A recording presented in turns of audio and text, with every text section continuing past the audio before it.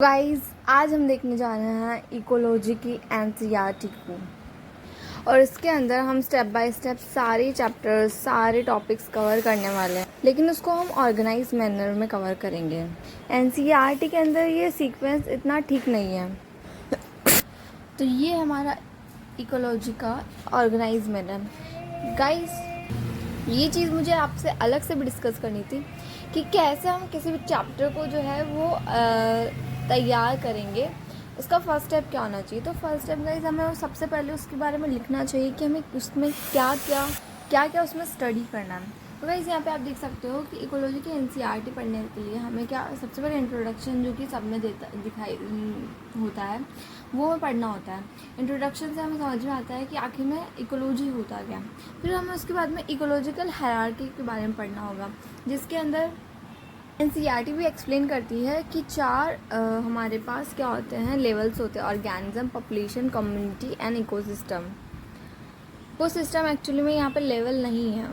यहाँ पे भी हमने इकोलॉजिकल हायरार्की को शो करने की कोशिश की, जहाँ पे हमने बताया कि ऑर्गेनिज्म, पॉपुलेशन, कम्युनिटी, इसके बाद में इकोसिस्टम को कोई लेवल नहीं दिया गया। इसके बाद बायोम आता है। आपको समझ में आना चाहिए सबसे पहले कि हम जो है क्या करेंगे, जैसे हमने कहा इकोलॉजिकल जो कि यहाँ पे दिया हुआ है, हम उसी टाइप से क्या करेंगे, चीज़ों को समझेंगे। यानी कि यहाँ पे आप देख सकते हो कि ऑर्गेनिज्म पहले दिया हुआ है, तो हम क्या करेंगे, ऑर्गेनिज्म और उससे रिलेटेड जितनी भी बातें हमें पढ़नी है हम वो समझेंगे।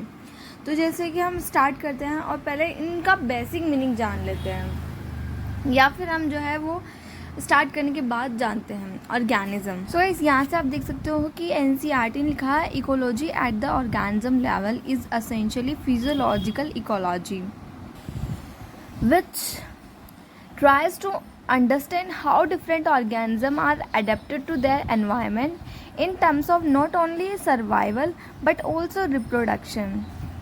उसके बाद गाइस आप देख सकते हो कि एनसीईआरटी ने बायोम के बारे में बता रखा है। देन उसके बाद में क्योंकि हमें पता है कि बायोम जो है इकोलॉजिकल हायरार्की का आखिरी लेवल है, तो हम इसे आखिरी में पढ़ेंगे। इसके बाद में इन्होंने हमें बताया है मेजर एबायोटिक फैक्टर्स के बारे में, temperature, light, soil and water. लेकिन गाइस यहाँ पे आप देख सकते हो कि इन फैक्टर्स के बारे में हम तब पढ़ेंगे जब हम इकोसिस्टम के बारे में जान लेंगे, क्योंकि इकोसिस्टम के बारे में जानने के बाद जब हम प्रोडक्टिविटी के बारे में जानेंगे और प्रोडक्टिविटी पे इनका कैसे फ़र्क आता है वो हम तब सीखेंगे। तो अब हमारा नेक्स्ट इकोलॉजिकल हायरार्की लेवल पे आता है पॉपुलेशन, जिससे हर साल एक नई क्वेश्चन तो बनता ही है। तो इसके बारे में समझते हैं, पूरी एनसीईआरटी लाइन बाय लाइन पढ़ेंगे। In nature we rarely find isolated single individual of any species. Majority of them live in group in a well defined geographical area, share or compete for similar resources, potentially interbreed and thus constitute a population। तो guys NCERT क्या कहना चाह रही है, NCERT कहना चाह रही है कि पॉपुलेशन में ऐसा कभी कुछ नहीं होता कि एक सिंगल स्पीशीज़ हो या फिर कोई आइसोलेटेड सिंगल इंडिविजुअल आइसोलेटेड हो, सिंगल हो, ऐसा नहीं देखा जाता। हमें पता है कि मेजॉरिटी ऑफ देम जो है क्या होते हैं, ग्रुप्स के अंदर होते हैं और एक उनका वेल डिफाइंड जियोग्राफिकल एरिया होता है एंड वो क्या करते हैं, शेयर भी करते हैं और कॉम्पीट भी करते हैं for same resources, just for example food के लिए हो गया, और इंटरब्रीड भी करते हैं, उसी से तो उनकी पॉपुलेशन बढ़ेगी, मेंटेन होगी and thus constitute the population, यही पॉपुलेशन कहते हैं हम। Although the term interbreeding implies sexual reproduction, यहाँ पे इंटरब्रीडिंग का क्या मतलब है, सेक्शुअल रिप्रोडक्शन है। A group of individual resulting from even asexual reproduction is also generally considered a population for the purpose of ecological studies। यानी कि ये कहना चाह रहे हैं कि इंटरब्रीडिंग का मतलब वैसे तो सेक्सुअल रिप्रोडक्शन होता है, लेकिन एसेक्सुअल रिप्रोडक्शन करने वाले को भी हम क्या कंसिडर करेंगे, हम कंसिडर करेंगे एक पॉपुलेशन का हिस्सा। क्यों? Because the purpose of ecological studies.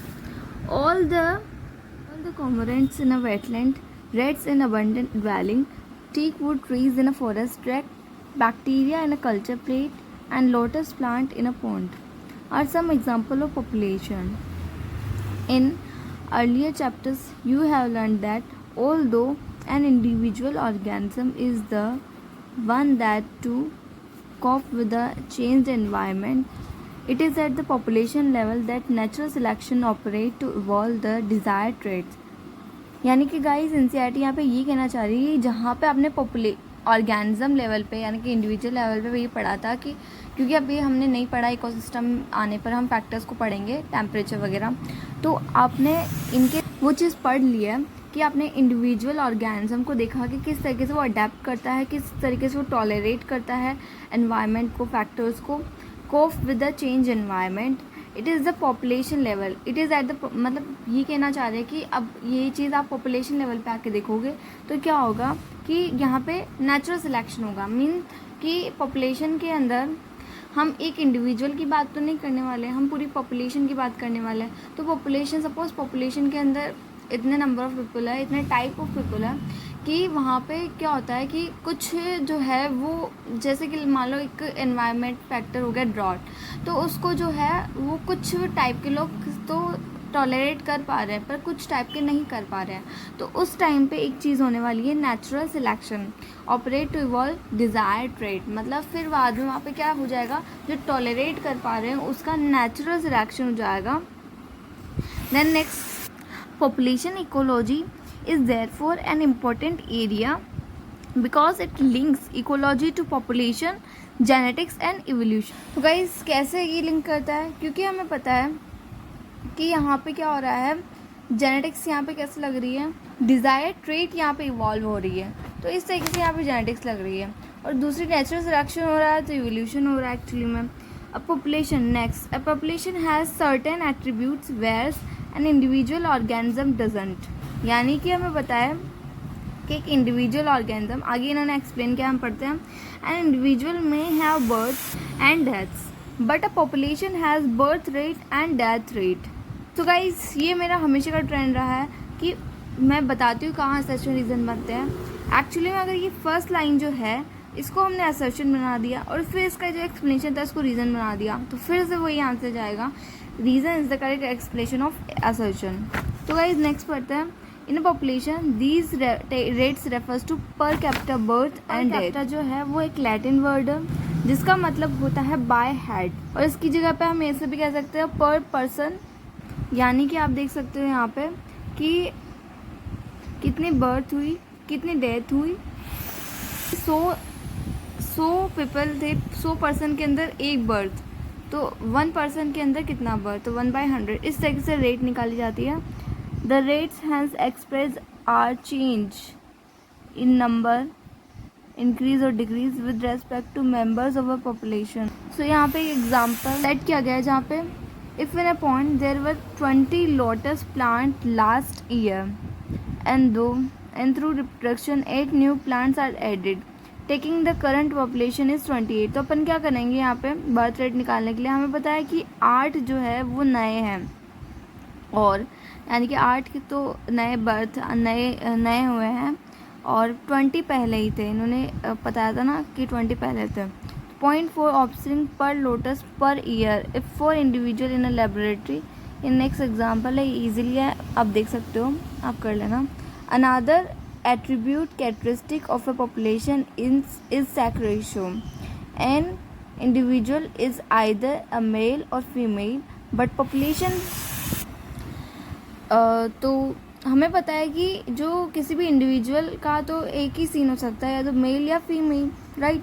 लेकिन वही अगर हम पॉपुलेशन की बात करते हैं तो वहाँ पे हमें सेक्स रेशियो की बात करनी पड़ती है. जैसे एग्जांपल के तौर पे हमने कहा है 60% फीमेल और 40% mail.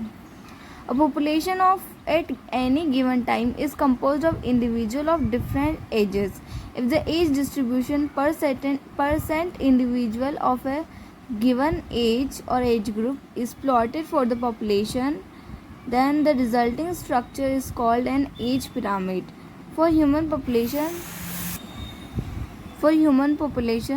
the age pyramid generally shows age distribution of males and females in a diagram. The shape of the pyramid reflects the growth status of the population, whether is growing, तो ये expanding हो जाएगा, stable, तो ये हमारे पास bell shape, ये triangular, ये bell shaped हो जाएगा, और डिक्लाइन यानी कि ये हमारे पास अर्न शेप्ड हो जाएगा। यहाँ पे आप देख सकते हो कि ऊपर पोस्ट रिप्रोडक्टिव आ रहा है, then reproductive, then pre reproductive. तो यहाँ पे आप देख सकते हो कि पोस्ट रिप्रोडक्टिव अगर रिप्रोडक्टिव से कम है, रिप्रोडक्टिव जो है रिप्रोडक्टिव से कम है, तो एक्सपेंडिंग पॉपुलेशन होगी। और अगर पॉपुलेशन में पोस्ट रिप्रोडक्टिव जो है वो कम है लेकिन रिप्रोडक्टिव और फिर रिप्रोडक्टिव बराबर है और इससे ज़्यादा है, तो स्टेबल पॉपुलेशन होगी। लेकिन अगर यहाँ पे आप देख सकते हो कि पोस्ट रिप्रोडक्टिव जो है उससे ज़्यादा तो रिप्रोडक्टिव है, ये रिप्रोडक्टिव से कम प्री रिप्रोडक्टिव है, तो ये डिक्लाइनिंग पॉपुलेशन हो जाएगी। तो ये देख सकते हो representation of age pyramid for human population. Next, the size of population tells us a lot about it's status in the habitat, यानी कि किसी भी की भी पॉपुलेशन की साइज़ हमें बता देती है कि वो हैबिटेट में उसका क्या स्टेटस है, वो कितना कॉम्पिटेबल है, कितना कंपटीशन वो रखता है बाकी की पॉपुलेशन से। अगर साइज़ बड़ा है तो वो अच्छा कॉम्पिटिटर है, और साइज़ अगर छोटा है पॉपुलेशन का तो बुरा competitor.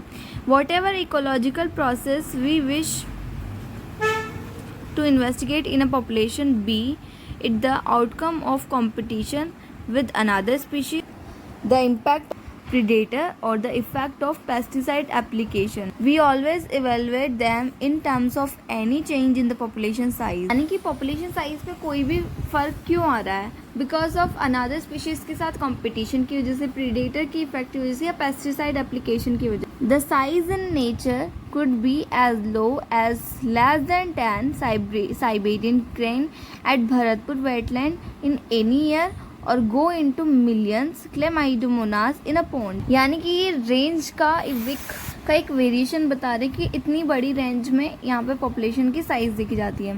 Population size technically called population density, designated as S, मतलब इस तरीके से शो किया है। Need not necessarily be measured in numbers only. ऐसा क्यों कहा, वैसे तो इन्होंने आगे एक्सप्लेन किया, पर मैं एक बार फिर से बता देती हूँ। इसलिए कहा क्योंकि बहुत बार ऐसा देखा जा रहा है कि नंबर अनकाउंटेबल है, यानी कि गिनना जो है वो वर्थ इट नहीं है, कोई मतलब नहीं होगा उसको इतना उसके काउंट को इतना वो नहीं दिया जाएगा, क्योंकि उस पर जो है हम उसके एग्जांपल्स देखेंगे अभी आगे।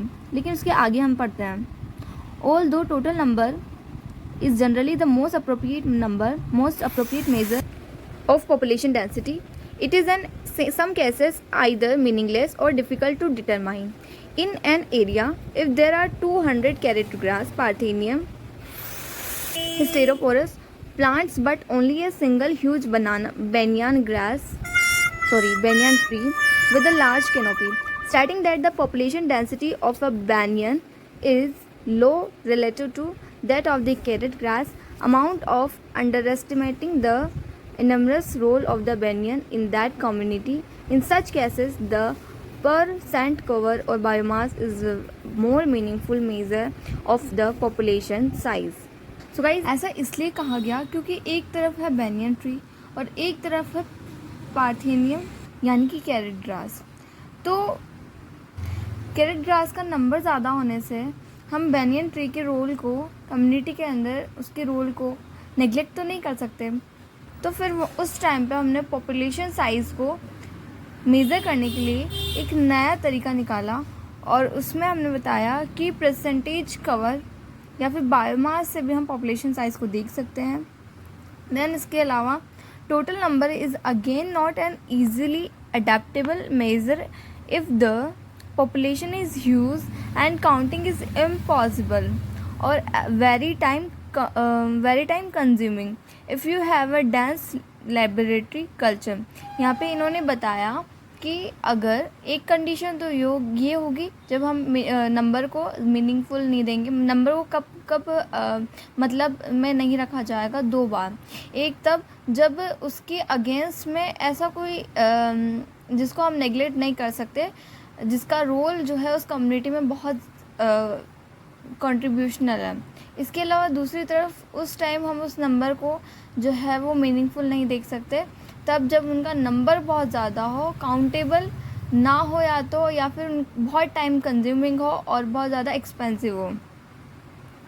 सो यहाँ पे फिर एग्जांपल के लिए बताया है कि if you have a dense laboratory culture of bacteria in a petri dish What is the best measure to report its density? Sometimes for certain ecological investigation, there is no need to know the absolute population densities. Relative densities serve the purpose equally well. यानी कि absolute उन conditions के अंदर absolute population density निकालना जो है वो ज़रूरी नहीं होता.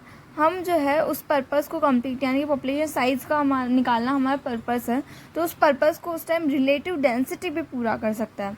For instance the number of fish caught per trap is good enough measure of its total population density in the lake. यानी कि ये कहना चाह रहे हैं कि जब पर ट्रैप हम कितनी फ़िश कॉट हुई ये काफ़ी है पता करना. ये इतना पता कर लिया तो आप जो है उससे पता कर सकते हो कि लैग के अंदर टोटल पॉपुलेशन डेंसिटी कितनी होगी. We are mostly obliged to estimate population size indirectly without actually counting them or seeing them. The tiger scenes in our national parks and tiger reserves is often based on pug marks and fecal pellet. अब इस condition में indirectly क्यों? क्योंकि इन्होंने कहा है we are mostly obliged to estimate, यानी कि बहुत टाइम हम मजबूर होते हैं इस तरीके से एस्टिमेट करने के लिए इनडायरेक्टली, क्योंकि यहाँ पे ऐसा नहीं कि टाइगर्स का नंबर ज़्यादा है. यहाँ पे टाइगर्स का नंबर ज़्यादा है ये वाली चीज़ नहीं, क्योंकि वो नंबर ज़्यादा होता नहीं है. बिकॉज टाइगर जो है वो उनके सामने जाके तो नहीं गिन सकते ना. So guys let's start with population growth. The size of population for every species, any species, is not a static parameter. It keeps changing with time depending on the various factors including food availability and predation pressure and adverse weather. यानी कि ये कहना चाह रहे हैं कि कोई भी पॉपुलेशन साइज़ जो है किसी भी स्पीशीज़ की कोई भी पॉपुलेशन साइज़ जो है वो एक स्टैटिक पैरामीटर नहीं है. यानी कि आज अगर एक्स पॉपुलेशन है तो वो कल भी एक्स होगी, परसों भी एक्स होगी, कोई ज़रूरी नहीं है. और इसकी चेंज होने के रीज़न है because of depending on various factor. Food का एक फर्स्ट रीज़न है फूड, सेकंड रीज़न है प्रीडेशन कैसा है उनकी पॉपुलेशन पे, और थर्ड रीज़न है एडवर्स वेदर यानी कि एनवायरनमेंट कितना साथ दे रहा है. In fact it is these changes in population density that give us some idea of what is happening to the population, whether it is fluctuating or declining. यानी कि हमें इससे पता चल जाएगा कि population size जो है वो बढ़ रही है या फिर कम हो रही है. whether whatever might be the ultimate reason, the density of a population in a given habitat during a given period fluctuate due to changes in the four basic processes, two of which natality and immigration, and contribute to an increase in population density, and two mortality and immigration to a decrease. यानी कि दो factors तो ऐसे हैं जो क्या करते हैं इंक्रीज़ करने में मदद करते हैं, और दो फैक्टर ऐसे हैं जो डिक्रीज़ करने में मदद करते हैं. नैटेलिटी का मतलब क्या होता है? Natality refers to the number of births during a given period in the population that are added to the initial density. Mortality is the number of deaths in population during a given period. Immigration is the number of individuals of the same species that have come into the habitat from elsewhere during the time period under consideration. Immigration का उल्टा थोड़ा हो जाएगा, is the number of individual of the population who left the habitat and gone elsewhere during the time period under consideration. So guys आप देख सकते हो कि कैसे population density में natality और immigration का तो input है और mortality and immigration का output जा रहा है. यहाँ पे आप देख सकते हो कि so if n is the population density at time t, then its density at time t plus 1 is. t plus 1 पे क्या डेंसिटी होगी आप देख सकते हो, इनिशियल प्लस आपका ये हो जाएगा initial plus b plus i minus g plus e.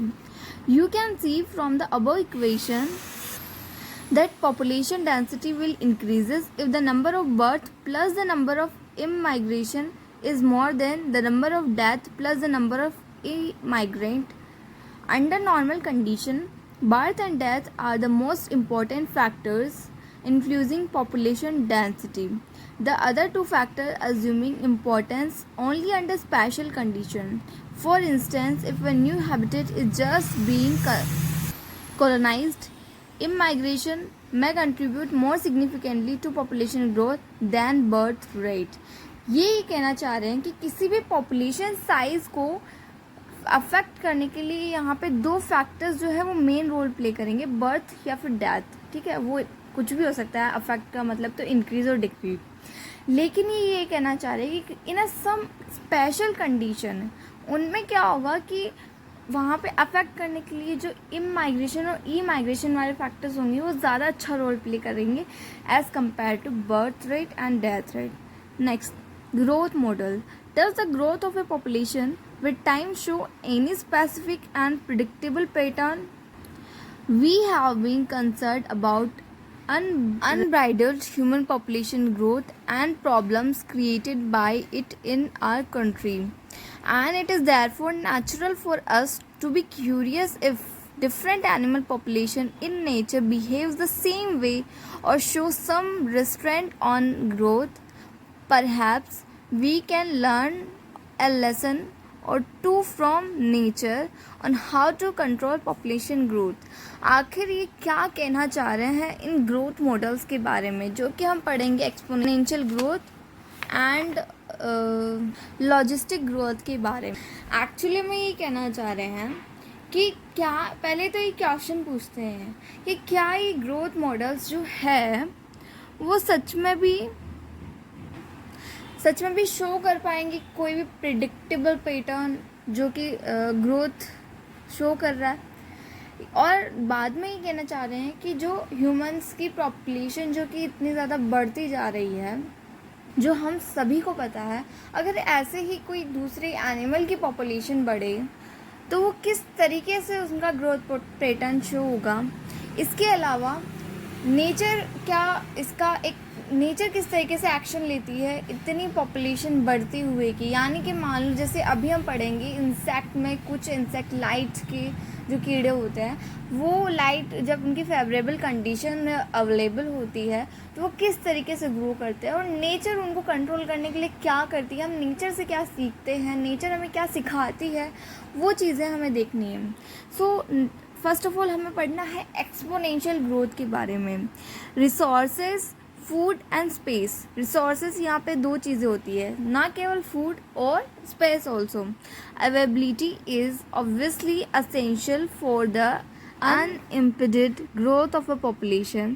Ideally, when resources in the habitat are unlimited, each species has the ability to realize fully its innate potential to grow in number. As Darwin observed while developing his theory of natural selection, then the population grows in an exponential geometrical fashion. If in a population of size n, the birth rates, not total number but per capita birth, are represented as B, and death rates again per capita death rates as D, then the increase or decrease in n during a unit time period t is dn by dt will be is equals to b minus d into n. Let b minus d r, then dn by dt is equals to rn. यहाँ पे ये इसलिए not total number कह रहे हैं क्योंकि इन्होंने फिर बाद में कहा है ना कि इंक्रीज देन इंक्रीज और decrease in an during a unit time period. तो इंक्रीज और डिक्रीज तो तभी होगा ना जब हम टोटल नंबर ना लेके पर कैपिटा या फिर पर पर्सन, जो हमने पहले बात कर चुके हैं, पर पर्सन बर्थ या पर पर्सन डेथ लेंगे. ठीक है, तो ये वाली चीज़ हमने देख ली है. देन ये सब देख चुके हैं. The r is the equation is called the R in the equation called the intrinsic rate of natural increase and is very important parameter chosen for assessing impact of any biotic or abiotic factor on population growth. To give you some idea about the magnitude of R values for the Norway rate, the R is 0.015 and for the floor beetle is 0.12. In 1981, the R values for human population in India was 0.0205. Find out what the current R value is. For calculating it, you need to know that birth rate and death rate. क्योंकि हमें पता है कि B minus D करके R आ जाएगा. The above equation describes the exponentially or geometric growth pattern of a population and result in a J-shaped curve. When we plot n in relation to the time, if you are familiar with the basic calculus, you can derive the integral form of the exponential growth equation. Nt subscript में is equals to n naught subscript में e की power rt. Where यहाँ पे ये n t क्या है, population density after time t. N naught क्या है, population density at time 0. And r क्या है, increasing rate of natural increase. E क्या है, the base of natural logarithm जिसकी वैल्यू है 2.7182. Next, any species growing exponentially under unlimited resources condition can reach enormous population as density in short time. Darwin showed how even a slow growing animal like elephant could reach enormous number in the absence of cheeks. The following is an anecdote popularly narrated demonstrates dramatically how fast a huge population could build up when growth exponentially. अब ये एक story है. वैसे तो बहुत simple है, आप भी पढ़ सकते हो, लेकिन फिर भी चलो एक बार पढ़ ही लेते हैं हम. The king and the minister sat for a chess game. The king, confident of winning the game, was ready to accept any bet proposed by the minister. The minister humbly said that if he won, he wanted only some wheat grains, the quantity of which is to be calculated by placing on the chessboard 1 grain in square 1, then 2 in square 2, then 4 in square 3, and 8 in square 4. And so on, doubling each time for previous quantity of wheat on the next square until all the 64 square were filled. The king accepted the seemingly silly bet and started the game. But unluckily for him, the minister won. The king felt that fulfilling minister's bet was so easy. He started with a single grain on the first square and proceed to fill the other square following minister's suggested process. But by the time he covered half the chessboard, the king realized to his dismay that all the wheat produced in his entire kingdom pulled together would still be inadequate to cover all the 64 square. Now think of a tiny paramecium starting with just one individual and through binary fission doubling in number every day, and imagine what a mind-blowing population size it would reach in 64 days. Provide food and space remain unlimited. So ये कहानी का एक moral हमें ये सब सिखाता है, या फिर एक कहानी से हमें ये समझ में आता है कि बहुत ही कम टाइम पे अगर स्पेस, जो कि हमने स्टार्टिंग में कहा था कि रिसोर्सेज जो है वो अनलिमिटेड प्रोवाइडेड हो, तो कोई भी पॉपुलेशन जो वो किस हद तक, किस ह्यूज अमाउंट में बढ़ सकती है.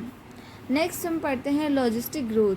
No population of any species in nature has at its disposal unlimited resources to permit exponentially growth. This leads to competition between individuals for limited resources.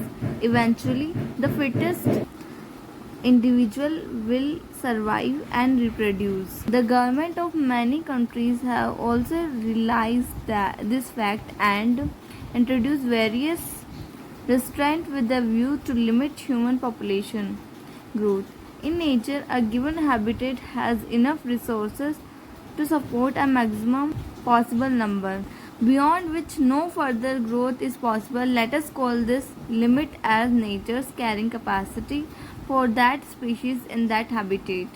So guys, जहाँ पे ये बात की जा रही है कि किन्हीं कंट्रीज़ में इस तरीके की जो व्यवस्था उसका इस्तेमाल किया जाता है, तो किसको लिमिट करने के लिए, पॉपुलेशन को लिमिट करने के लिए, जैसे कि अमेरिका लाइक कंट्री में ऐसा कुछ किया जाता है कि लोगों को दिखाया यही जाता है कि हमारे पास सिर्फ इतना ही है।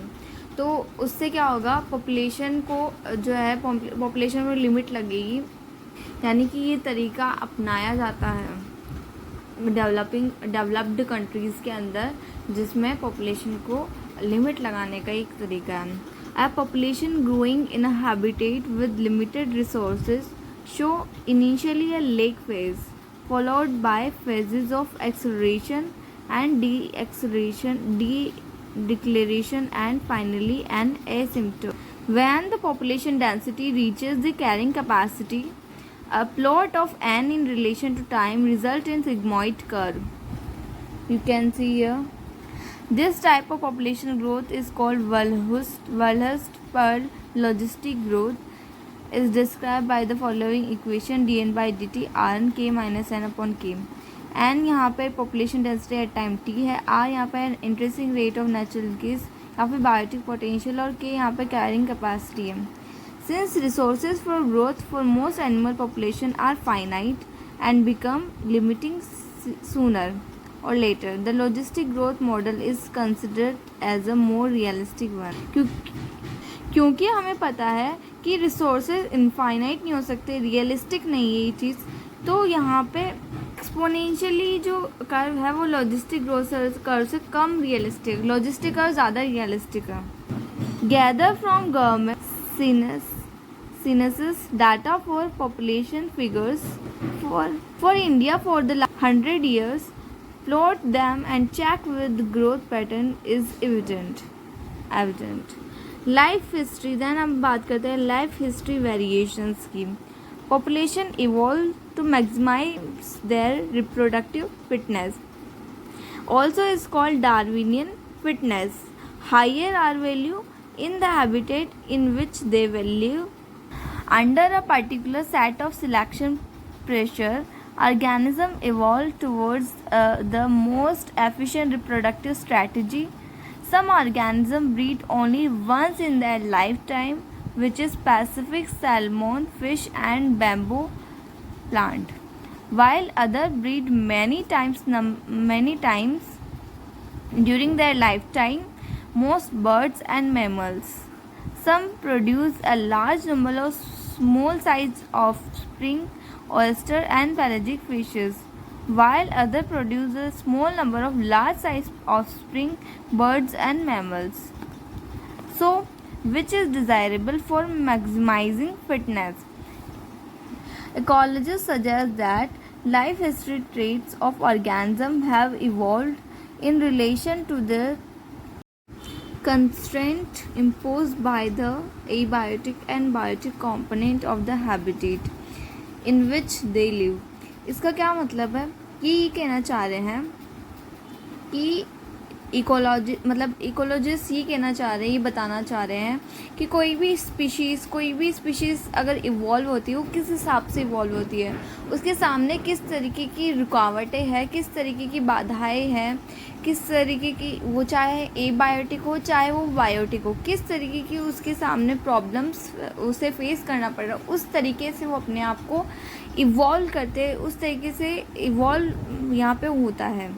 तो ये चीज़ इकोलॉजिस्ट हमें बताते हैं. और evolution of life history rate in different species is currently an important area of research being conducted by ecologist.